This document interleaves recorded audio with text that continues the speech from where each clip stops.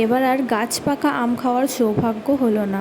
আজকে এই গাছের সমস্ত আম পেড়ে ফেলছি। দুপুরের দিকটাই আমি আর বাবা গাছতলায় চলে এসেছি, আর বাবা গাছে উঠেছে আম পাড়তে।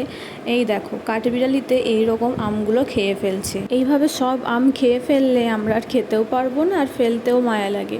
তাই জন্য আগে থেকেই গাছের আম পেড়ে ফেলছি। বাবা গাছে উঠেছে আম পাড়তে, আমগুলো নিচে ফেলছে আর আমি কুড়াচ্ছি। খুব ইচ্ছা ছিল গাছে ওঠার, কিন্তু বাবা এত বকেছে আমি আর গাছে উঠতে পারিনি। কিভাবে দেখেছো আমগুলোকে খেয়ে খেয়ে ফেলেছে। আমার আগের ভিডিওটায় অনেকে কমেন্ট করেছিল আম চুরি করেছি।